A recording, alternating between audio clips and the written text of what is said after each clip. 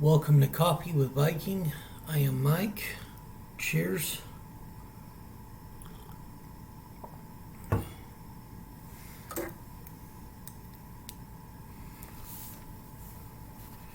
In today's devotion, correct me, O Lord. Jeremiah 10:24. Correct me, O Lord, but in justice, not in your anger, lest you bring me nothing. Adam and Eve hid from God after they sinned. Jonah ran from God. When Jesus opens the sixth seal, people will hide in rocks and caves, trying to avoid the face of God. Hiding and running from God is the norm for a sinner, even though there is no hiding place, because God knows everything. He created everything, especially one who doesn't have a strong relationship with Him. In today's verse, however, a remnant of God's people not only didn't run from Him, they asked for His correction, not in His anger lest He crush them, but in His justice. It's similar to a teenage son who makes a poor decision, but rather than hiding from his dad, he picks up the phone and confesses, asking for mercy.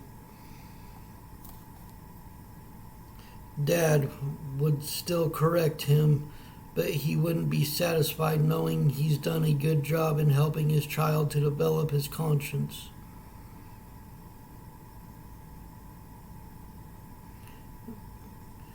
Dad would still correct him, but he would be satisfied knowing he's done a good job in helping his son to develop his conscience.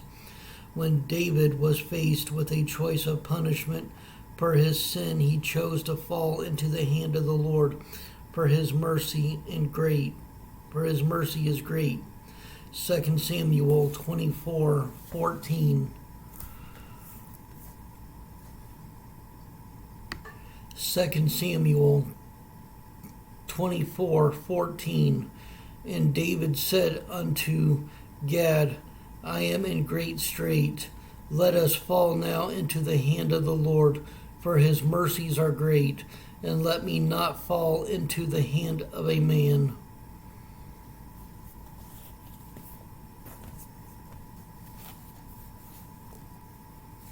How can you do anything less after you've sinned? You'll not only restore your broken fellowship with God, you'll be made white as snow. Lord, may I never run from you after I've sinned. Instead, make it my default setting to run to you.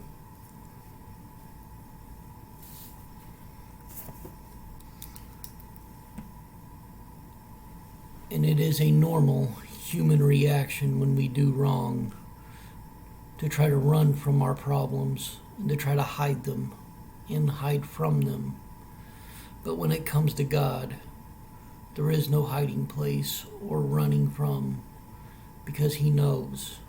He knows where you are at all times. He knows what you've done. He knows what you're thinking. He knows your fears, your guilt. And while He won't force Himself on you, He is waiting for you to seek Him, as David did. His mercies are great. His love is even greater. And He will show grace. But you have to go to Him, and you have to ask for it. It's not something He's just going to give until you come to Him wholeheartedly. Now, there are some instances where He will give them without you asking, as a way of leading you to Him, if He knows that's part of the plan. But in most cases, you have to come to Him and you have to ask. And He is more than happy to give grace, mercy, and forgiveness. But you have to trust in Him. He can take the guilt you feel away. And as it said there, He can make you as white as snow. He can purify all the guilt, all the shame, and He can cover that sin, never to be brought up again. Stay blessed. Stay caffeinated.